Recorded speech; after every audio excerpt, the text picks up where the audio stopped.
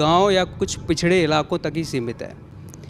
जब मैं शहरों में गया, महानगरों में गया, विदेशों की भी यात्रा की है कुछ जगह इसी काम को लेके, तो लगा ये लगभग कॉमन है, हर जगह वही स्थिति है लगभग, इस पे बातचीत नहीं होती है। तो मैं पूछना चाह रहा था कि क्या आपकी फ़िलॉसफी के हिसाब से, अपनी एजुकेशन सिस्टम के हिसाब से कुछ सॉल्यूशन है इसका? क्या हम इस सामाजिक कलंक से दूर जा पाएंगे जो कि सदियों से चला आ रहा है, और कितने वर्ष लगभग लगेंगे या कितने दशक तक हमें इंतज़ार करना पड़ेगा कि हम कभी मेंस्ट्रुएशन हाइजीन को लेके नॉर्मल हो पाएंगे? Thank you. ठीक है, बैठिए।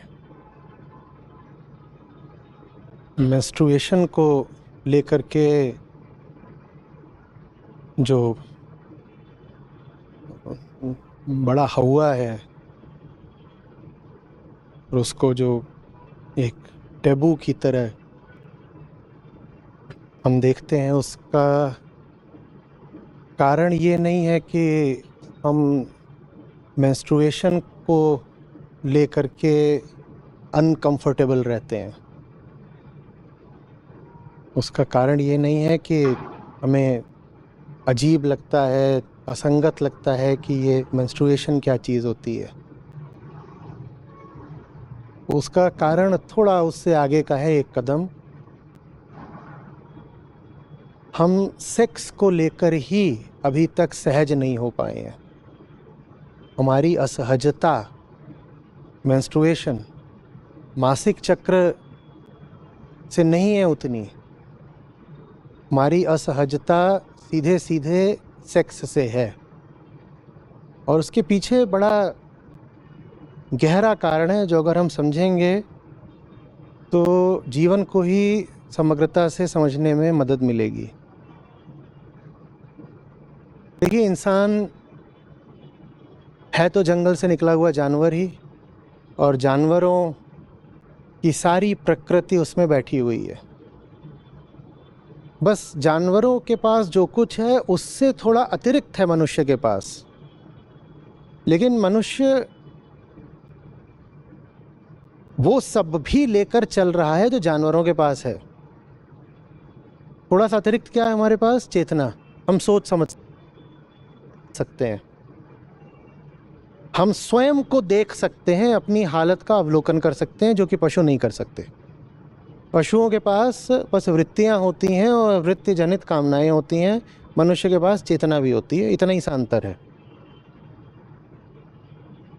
तो मनुष्य वो है जो खुद को देख पाए, मनुष्य वो है जो अपने बंधनों को पहचान पाए और उनसे लड़ पाए, है ना? और इसी चीज़ को वास्तव में धर्म कहा जाता है। खुद को जान समझ पाना, अपने बंधनों को देख पाना और उनसे लड़ पाना। अब जब बंधनों की बात आती है तो जो सबसे बड़ा बंधन है हमारा, वो हमारी पाशविक प्रवृत्ति है। पाशविक प्रवृत्ति, क्योंकि जंगल से ही आए हैं तो पशुओं वाली जो प्रवृत्तियां हैं वो तो हमें मौजूद ही हैं। और पाशविक प्रवृत्ति में भी जो सबसे ज़्यादा बल रखती है, जो एकदम प्रचंड आग की तरह होती है, वो होती है काम वासना। और पशुओं में भी वो उतना ही बल रखती है। वो प्रकृति की सबसे चहेती वृत्ति है, क्योंकि उसी से प्रकृति का चक्र आगे बढ़ता है।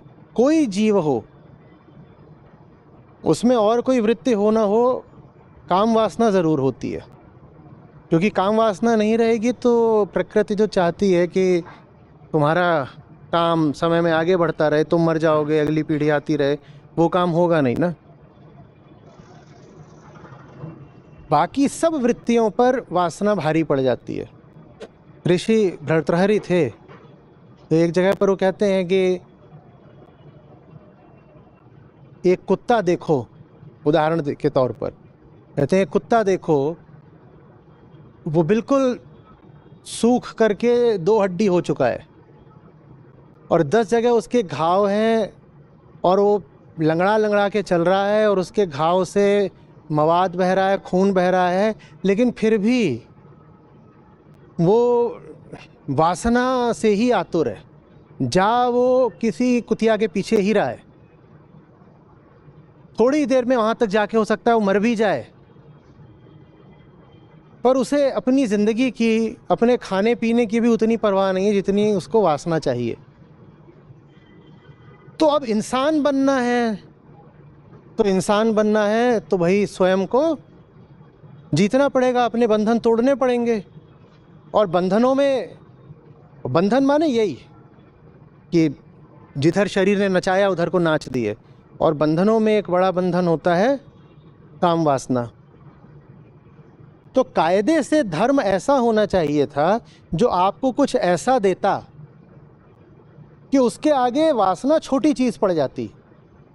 धर्म का ये काम होना चाहिए था कि धर्म ने आपको कुछ ऐसा दिखा दिया, कुछ ऐसा समझा दिया कि उससे वासना मिट तो नहीं गई, लेकिन नंबर 2 की चीज हो गई, नंबर 1 पर कोई और आ गया। ये धर्म की सफलता होती। और वास्तविक धर्म का यही उद्देश्य होता है। वो ये नहीं कहता कि प्रकृति की जो तुम्हारी क्रियाएं हैं वो सब बंद कर दो, वो कहता है वो सब चलती रहेंगी अपनी जगह, लेकिन मैं उन सब को किसी और चीज़ का अनुगामी बना दूंगा। मैं तुम्हें कुछ ऐसा दे दूंगा, बाकी सब चीज़ें जिसके पीछे पीछे चलने लगें। बाकी सब चीज़ें भी चलती रहेंगी, लेकिन वो अब आगे आगे नहीं चलेंगी, वो पीछे पीछे चलेंगी। ये असली धर्म का काम होता है। तो धर्म का काम तो ये था कि वो आपको नंबर 1 वाली चीज़ दे दे। और असली धर्म जहाँ कहीं भी वो पनपा, उसने वो चीज़ दी भी, और सबसे सशक्त रूप में तो भारत ने दी। उसने वो चीज़ दी है, निसंदेह दी है। षड दर्शन है, आप वहाँ पर जाएं, आप वेदांत के पास जाएं, उपनिषदों के पास जाएं, आप अष्टावक्र के पास जाएं, आप भगवत गीता के पास जाएं, वहाँ आपको वो मिलता है जो जीवन में प्रथम स्थान का अधिकारी है। वो नंबर 1 की जो चीज़ है ना, वो वहाँ मिल जाती है। तो असली धर्म वो चीज़ देता है जिसके बाद आप अपने पाशविक बंधनों से आज़ाद हो सकते हैं। वो असली धर्म देता है। पर असली धर्म को हमने बड़ा मिश्रित कर दिया, खूब उसमें गोलमाल घपला मिलावट कर दी, तो उससे बन गया लोक धर्म। लोक धर्म माने वो धर्म जिसका आम आदमी पालन करता है। आम आदमी कहता अपने आप को भले धार्मिक हो, पर वो पालन लोक धर्म का करता है। असली धर्म से वो कोसों दूर है। अब आप लोक धर्म का भले पालन कर रहे हो, लेकिन आप उसको बोल क्या रहे हो? यही तो बोल रहे हो मैं धार्मिक हूं। अब अगर आप धार्मिक हो तो धार्मिकता की तो पहचान ये है कि आपने अपने बंधन तोड़े होंगे।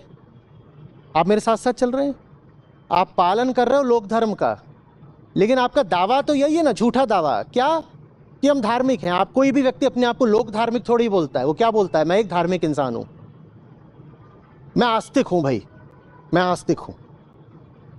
कोई ये नहीं बोलता कि मैं लोक आस्तिक हूं। मेरी आस्तिकता भी बहुत सामाजिक किस्म की है। मैं लोक धार्मिक हूं। अच्छा ठीक है, आप हो तो लोक धार्मिक, पर अपने आप को आपने यहाँ पे लेबल क्या लगा दिया है? धार्मिक। अब अगर धार्मिक हो तो पहचान इससे होगी कि धार्मिक आदमी तो अपनी पाशविकता को लगातार चुनौती देता चलता है। धार्मिक आदमी की पहचान ही यही है कि वो अपनी पाशविकता को लगातार जीतता चलता है। पाशविकता समझ रहे हो? जो भीतर एनिमल नेचर बैठा हुआ है, जो भीतर एनिमल नेचर बैठा हुआ है। धार्मिक आदमी की पहचान ये है कि उसको जीतता चलता है। वो विजयी रहता है, वो योद्धा है, वो संघर्ष करता है, और कम से कम भीतर तो लगातार जीतता है। यही धार्मिकता है। लेकिन अब हम असली धार्मिक हैं नहीं, हम क्या हैं? लोक धार्मिक। लोक धार्मिक हो पर दिखाना तो यही पड़ेगा कि तुम भी जीत रहे हो, नहीं तो पोल खुल जाएगी। पोल खुल जाएगी ना। लोक धार्मिक हो पर प्रदर्शित तो यही कर रहे हो कि धार्मिक हो, तो धार्मिकता के लक्षण भी दिखाने पड़ेंगे, भले ही नकली लक्षण। और धार्मिकता का बड़े से बड़ा लक्षण ये होता है कि वृत्तियां अपने ऊपर हावी नहीं होती। तो लोक धार्मिक आदमी फिर ये प्रदर्शित करता है कि सेक्स उसके लिए छोटी चीज है। धार्मिक आदमी के लिए सेक्स और दैहिक क्रियाएं जिनमें मासिक धर्म भी शामिल है। वास्तविक धार्मिक आदमी के लिए सेक्स और शरीर से संबंधित बाकी बातें सचमुच छोटी हो जाती हैं। छोटी माने मूल्य में छोटी, स्थान में छोटी। धार्मिक आदमी के लिए वो सारी चीजें सचमुच छोटी हो जाती हैं। लोक धार्मिक आदमी के लिए वो छोटी बिल्कुल हुई नहीं है, पर उसको जताना है, दिखाना है जैसे छोटी हो गई हैं, as if those things have become immaterial और इनकॉन्सिक्वेंशियल। वो अभी छोटी हुई है नहीं, पर उसको ऐसे दिखाना है, झूठ मूठ, नाटक, फरेब। तो धार्मिक आदमी की पहचान ये होगी कि वो सेक्स के मुद्दे को बहुत